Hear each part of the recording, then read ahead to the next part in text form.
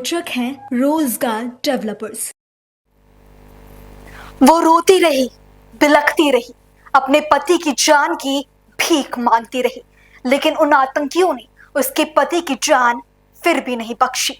ये सिर्फ एक हमला नहीं था, ये इंसानियत के खिलाफ था जंग का ऐलान। नमस्कार, आप देख रही हैं पल्स 24 न्यूज। मैं हूं आपके साथ सुहानी बहुगुना। बीते मंगलवार जम्मू कश्मीर के पहलगाम के बेसरन घाटी में एक दर्दनाक आतंकी हमला हुआ। ऐसा आतंकी हमला जिसने बेसरन घाटी में पर्यटकों की चहल पहल, उनकी खुशी को एक ही क्षण में मातम में तब्दील कर दिया। दोपहर करीब 2:30 बजे सेना की वर्दी में आए 6 आतंकियों ने पर्यटकों पर अंधाधुंध गोलियां बरसाई, जिसके बाद जो सुनाई दी वो थी बेबसी में रोते बिलखते लोगों की आवाज, जिनकी आंखों के सामने आतंकवादियों ने उनके अपनों को मार डाला। कश्मीर की वादियों में बसा एक हसीन शहर पहलगाम, जो सुकून और सैर सपाटे के लिए जाना जाता है। लेकिन बीते मंगलवार इस शांत वादी की फिजा खून से लाल हो गई। एक भीषण आतंकी हमला जिसने पूरे देश को हिलाकर रख दिया। गोलियों की गूंज, चीखते लोग और उस मंजर का एक खौफनाक गवाह बना एक टूरिस्ट का मोबाइल कैमरा। वीडियो में सुनाई देती है गोलियों की आवाजें और उसके बीच मासूम लोगों की चीखें, डर, अफरा तफरी और बिखरा हुआ खून।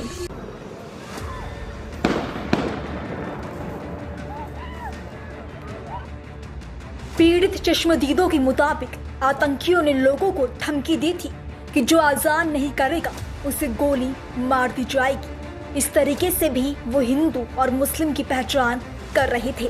हिंदुओं को चुन चुन कर बेरहमी से गोलियां मार रहे थे। बात नहीं हो पा रही थी। कल शाम को मेरी जो नीस है उसके साथ मेरा बात हुआ, तो उसने बताया कि हम लोग सब सेफ है। तो थोड़ा टेंशन हल्का हो गया हमारा। लेकिन 8 बजे हमें जैसे ही नाम के साथ आने लगा तो फिर भी हमें ऐसे लगा कि अगर मतलब कोई मोने का माने रहेगा, ऐसे कुछ रहेगा, तो हम लोग इतना ये नहीं कर पाए। लेकिन बाद में फ़ोटो के साथ और फिर कंट्रोल रूम को हम लोग ने कांटेक्ट करने की कोशिश करके अब पता चला तो unfortunately he was only there. और उनके साथ वही उनकी मेरी दीदी की ननद जो है उनके हस्बैंड भी थे। तो तीनों जो मेल थे उनको तीनों को शूट किया और तीनों लेडीज़ और उनके बच्चे उनको छोड़ दिया। धर्म पूछ के मेरी दीदी से मेरा भी बात हुआ था सुबह आज, तो उसने वही बताया कि सबसे पहले तो फायरिंग चालू किया और हेमंत जी ने पूछा तो हेमंत जी को पहले उन्होंने फायर किया। फिर बाद में हिंदू कौन है ऐसे पूछा यहाँ पे। फिर संजय लेले जी को सर पे गोली मारा उन्होंने और उसके बाद मेरे जीजा जी अतुल मो ने उनको पेट में गोली मारा। तो टारगेट किया उन्होंने हिंदू टूरिस्ट जो थे उनको। सरकार से मैं बस यही अपील करूंगी कि जैसे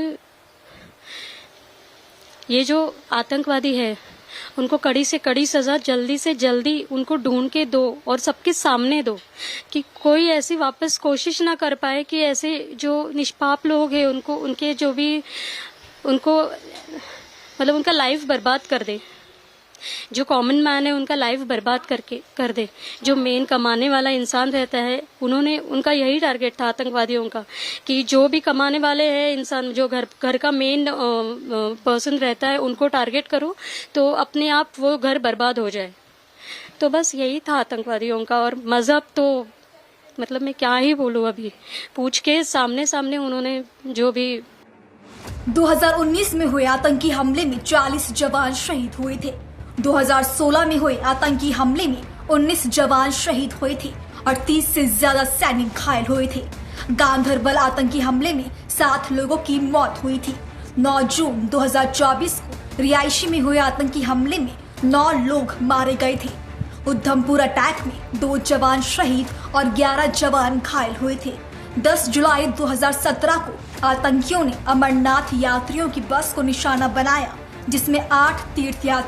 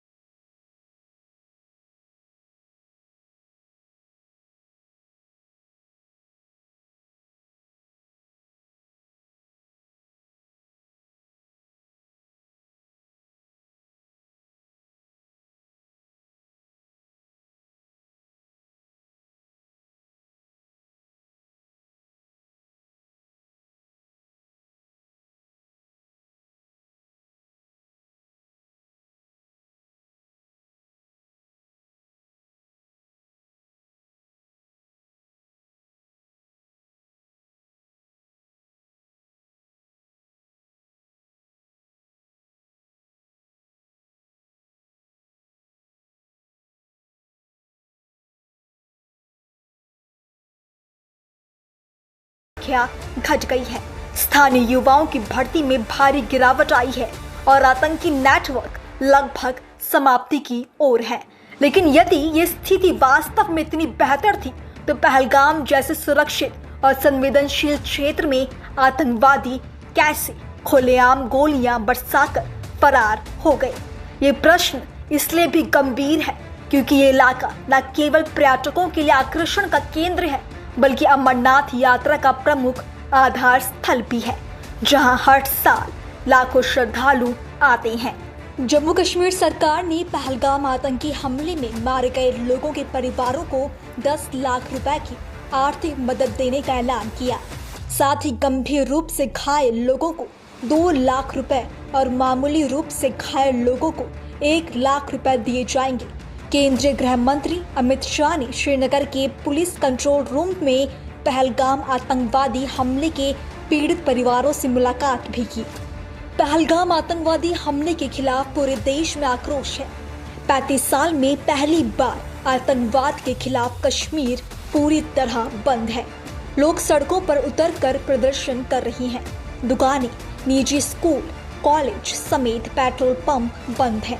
गुस्साए लोग सड़कों पर भारत के झंडे थामे उतरे हैं। लोगों ने पाकिस्तान के झंडे और टायर जलाए। सड़कों पर उतरकर पाकिस्तान के खिलाफ नारेबाजी की। बीजेपी कांग्रेस के कई नेताओं ने इस कायराना हमले की कड़ी निंदा की।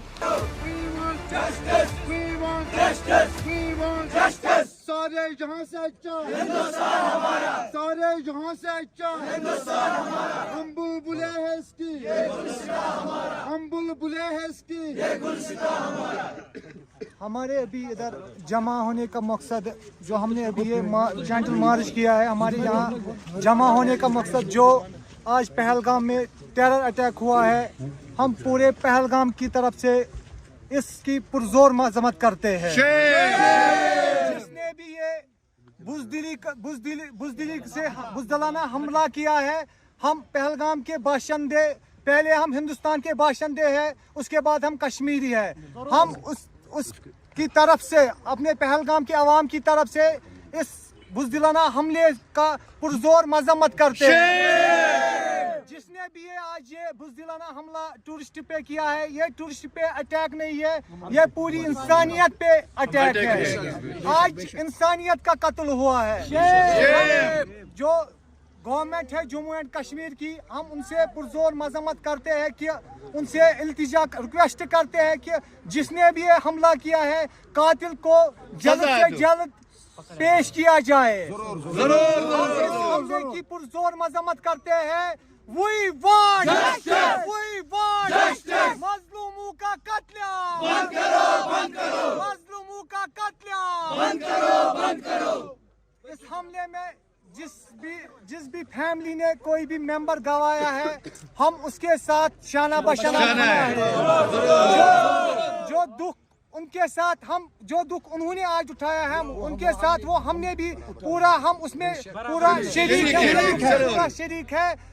जिसने भी है, हम एक बार फिर बोलना चाहते हैं, जिसने भी है हमला, बुज़दिलाना हमला किया है, हम फिर से इसकी पुरजोर मजम्मत करते हैं। जरूर। कल जो घटना हुआ है उसमें कर्नाटक के 3 लोगों का मृत्यु हुआ है।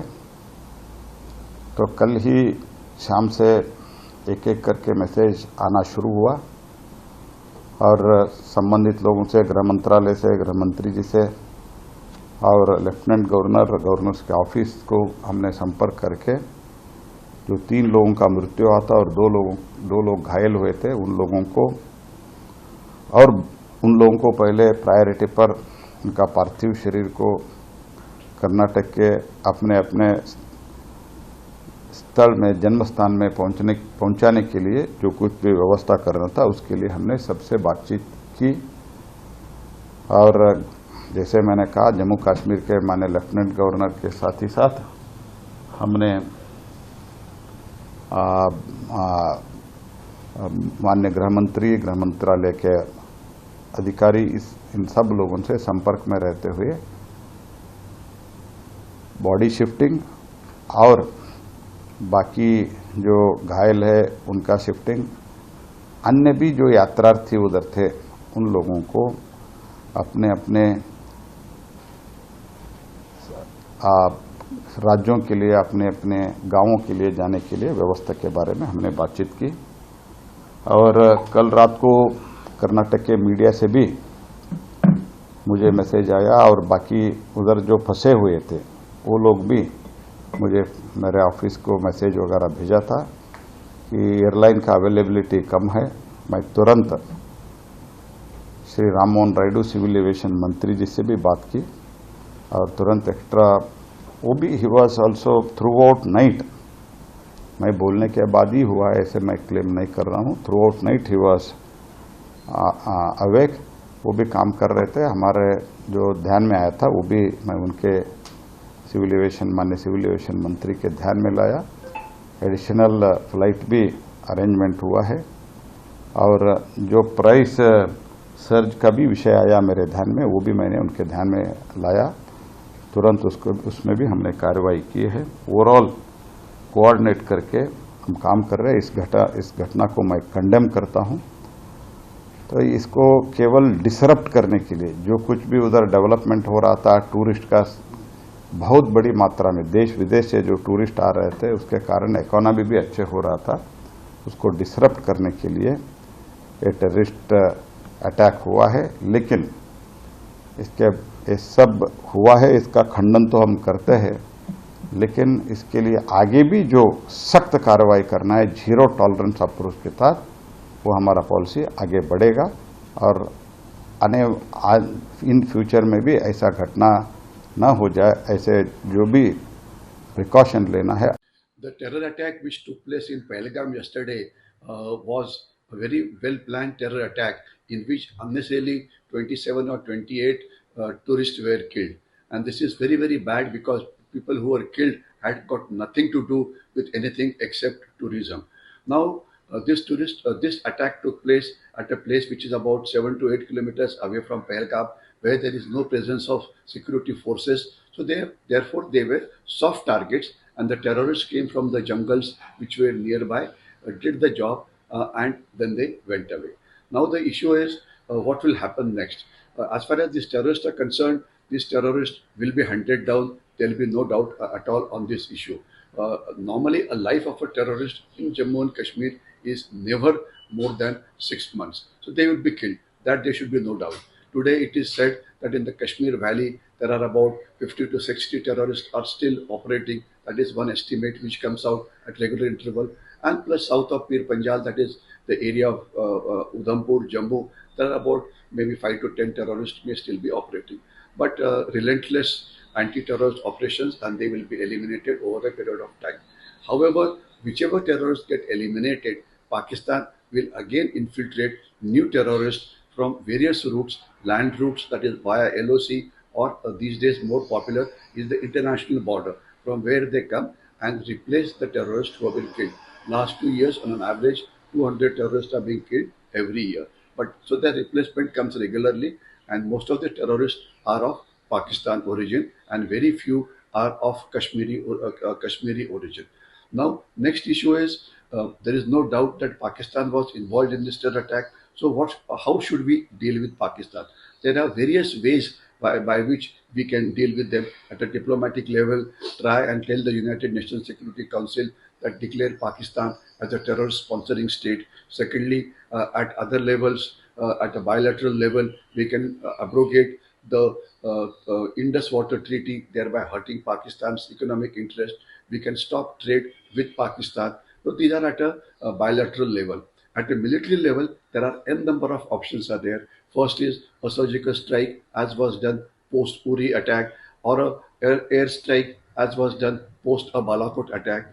And in addition to that, Pakistani army and the Indian army is deployed eyeball to eyeball on the LOC, so we can attack the Pakistani army with the help of artillery, with the help of long range weapons, with the help of missiles, with the help of physical attacks, as were taking place earlier days, raids inside Pakistan area, and also maybe a conventional war. So many options are there. I'm sure our hierarchy will carry out an assessment, the army in particular, and will decide on what exact option to use. But it is very important to know that that definitely Pakistan will be taught a lesson, and definitely some big attack will come from India earlier. ये बहुत दुखद घटना है, मैं इसकी घोर निंदा करता हूँ। आज शाम जिस प्रकार से पहलगाम में हिंदू पर्यटकों की नृशंस हत्या की गई है, उस हत्या में मारे गए सभी पर्यटकों को मैं अपनी श्रद्धांजलि अर्पित करता हूँ और भगवान से प्रार्थना करता हूँ कि उनको अपने श्री चरणों में स्थान दे। जिस प्रकार से उनके नाम पूछकर हिंदू पर्यटकों की हत्या की गई है, उससे इनकी जिहादी मानसिकता का पता लगता है। मुझे पूरा विश्वास है कि आदरणीय प्रधानमंत्री श्री नरेंद्र मोदी जी के नेतृत्व में हमारी सेना ऐसे राक्षसों का अंत करेगी, चुन चुन कर इनको मारेगी और जो भी उत्तराखंड के पर्यटक वहाँ गए हुए हैं उनकी सुरक्षा के बारे में और उनकी जानकारी के बारे में सभी अधिकारियों को निर्देशित किया गया है कि उनसे संपर्क स्थापित करें। 2019 में हुए आतंकी हमले में 40 जवान शहीद हुए थे। 2016 में हुए आतंकी हमले में 19 जवान शहीद हुए थे और 30 से ज्यादा सैनिक घायल हुए थे। गांधरबल आतंकी हमले में 7 लोगों की मौत हुई थी। 9 जून 2024 को रिहायशी में हुए आतंकी हमले में 9 लोग मारे गए थे। उधमपुर अटैक में 2 जवान शहीद और 11 जवान घायल हुए थे। 10 जुलाई 2017 को आतंकियों ने अमरनाथ यात्रियों की बस को निशाना बनाया, जिसमें 8 तीर्थ यात्रियों की मौत हो गई थी। लोग जानते हैं कि कल पहलगाम में वहाँ मीडोज में दहशतगर्दों ने, टेररिस्ट ने उस माउंटेनियस एरिया में वहाँ पर डिस्क्रिमिनेट तरीके से और मजहब पूछकर कत्ल किया है।